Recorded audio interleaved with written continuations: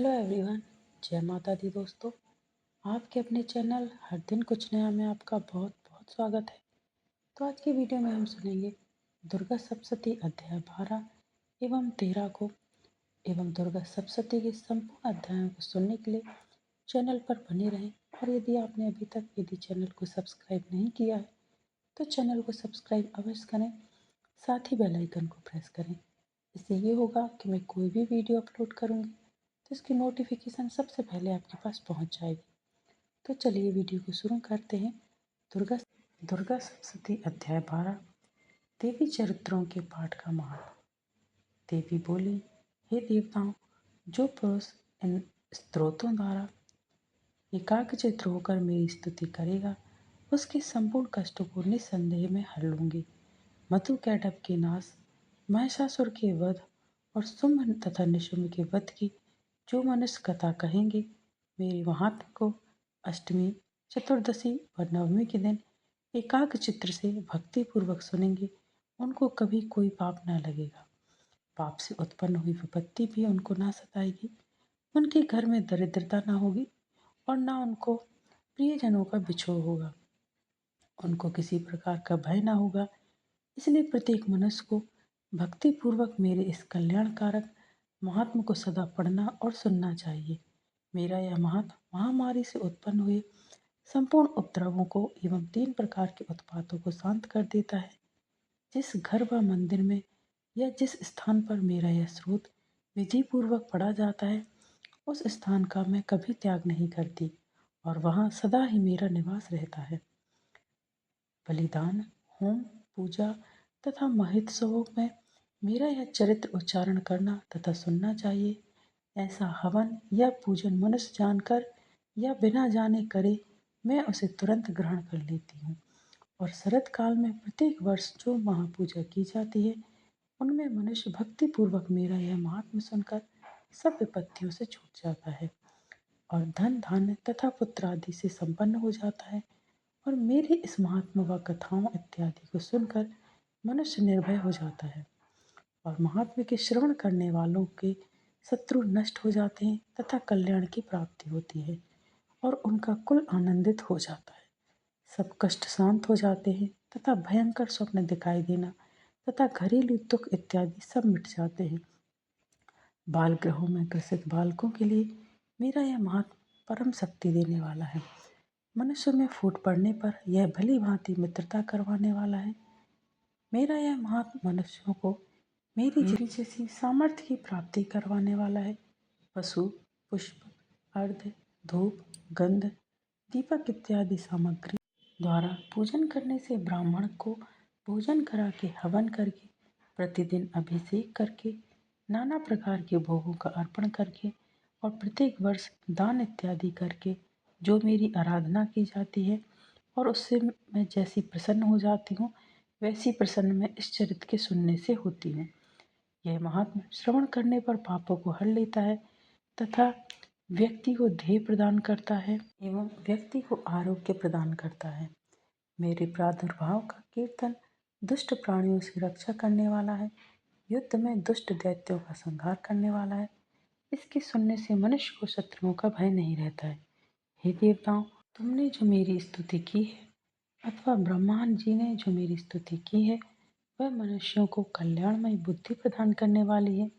One में सोने मार्ग में अथवा दावानल से गिर जाने पर, वन में चोरों से घिरा हुआ या शत्रुओं द्वारा पकड़ा हुआ, जंगल में सिंहों से, व्याघ्रों से या जंगली हाथियों द्वारा पीछा किया हुआ, राजा के क्रुद्ध हो जाने पर, मारे जाने के भय से, समुद्र में नाव के डगमगाने पर, भयंकर युद्ध में फंसा होने पर, किसी भी प्रकार की पीड़ा से पीड़ित, घोर बाधाओं से दुखी हुआ मनुष्य मेरे इस चरित्र को स्मरण करने से संकट से मुक्ति पा जाता है।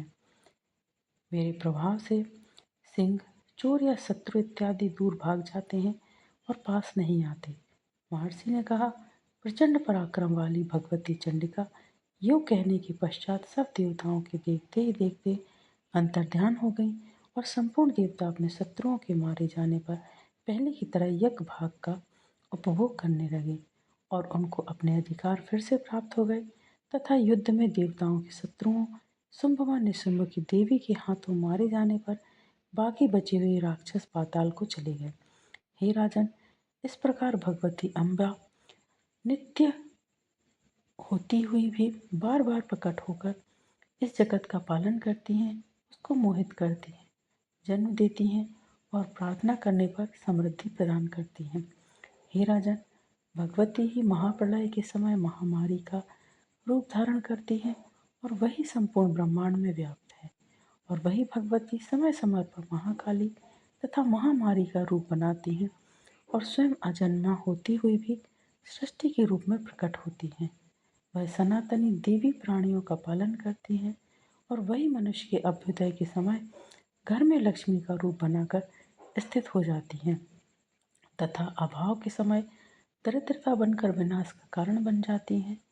पुष्प, धूप और गंध आदि से पूजन करके उनकी स्तुति करने से वह धन एवं पुत्र देती हैं और धर्म में सुख बुद्धि प्रदान करती हैं। तो यहाँ पर दुर्गा सप्तशती अध्याय 12 संपन्न होता है और अब हम सुनेंगे दुर्गा सप्तशती अध्याय 13। तो अध्याय 13 को सुनने के लिए भी चैनल पर बने रहें और वीडियो को स्किप बिल्कुल ना करें। तो चलिए दुर्गा सप्तशती अध्याय 13 सुनते हैं। राजा सुरथ और वैश्य को देवी का वरदान। महर्षि मेधा ने कहा, हे राजन, इस प्रकार देवी के उत्तम महात्मा का वर्णन मैंने तुमको सुनाया है। जगत को धारण करने वाली इस देवी का ऐसा ही प्रभाव है। वही देवी ज्ञान को देने वाली है और भगवान विष्णु की इस माया के प्रभाव से तुम और यह वैश्य तथा अन्य विवेकी जन मोहित होते हैं और भविष्य में मोहित होंगे। हे राजन, तुम इसी परमेश्वरी की शरण में जाओ। यही भगवती आराधना करने पर मनुष्य को भोग, स्वर्ग तथा मोक्ष प्रदान करती हैं।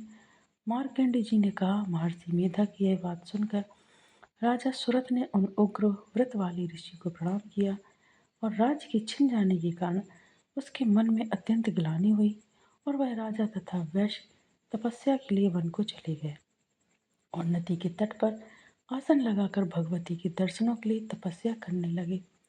दोनों ने नदी के तट पर देवी की मूर्ति बनाई और पुष्प, धूप, दीप तथा हवन द्वारा उनका पूजन करने लगे। पहले उन्होंने आहार को कम कर दिया, फिर बिल्कुल निराहार रहकर भगवती में मन लगाकर एकाग्रता पूर्वक उनकी आराधना करने लगे। वह दोनों अपने शरीर के रक्त से देवी को बलि देते हुए 3 वर्ष तक लगातार भगवती की आराधना करते रहे। 3 वर्ष के पश्चात जगत का पालन करने वाली चंडिका ने उनको प्रत्यक्ष दर्शन देकर कहा। देवी बोली, हे राजन तथा आपने कुल को प्रसन्न करने वाले वैश्य, तुम जिस वर की इच्छा रखते हो वह मुझसे मांगो। वह वर मैं तुमको दूंगी क्योंकि मैं तुम पर अत्यंत प्रसन्न हूँ। मार्कंडे जी कहते हैं, यह सुन राजा ने अगले जन्म में नष्ट ना होने वाला अखंड राज्य और इस जन्म में बलपूर्वक अपने शत्रुओं को नष्ट करने के पश्चात अपना पुनः राज्य प्राप्त करने के लिए भगवती से वरदान मांगा। और वैश्य ने भी, जिसका चित्त संसार की ओर से विरक्त हो चुका था, भगवती से अपनी ममता तथा अहंकार रूप आसक्ति को नष्ट कर देने वाले ज्ञान को देने के लिए कहा। देवी ने कहा, हे राजन, तुम शीघ्र ही अपने शत्रुओं को मारकर पुनः अपना राज प्राप्त कर लोगे। तुम्हारा राज स्थिर रहने वाला होगा। फिर मृत्यु के पश्चात आप सूर्यदेव के अंश में जन्म लेकर सर्वाणिक मनु के नाम से इस पृथ्वी पर ख्याति प्राप्त करोगे। अतः है वेश, कुल में श्रेष्ठ, आपने जो मुझसे वर मांगा है वह आपको देती हूँ। आपको मोक्ष को देने वाले ज्ञान की प्राप्ति होगी।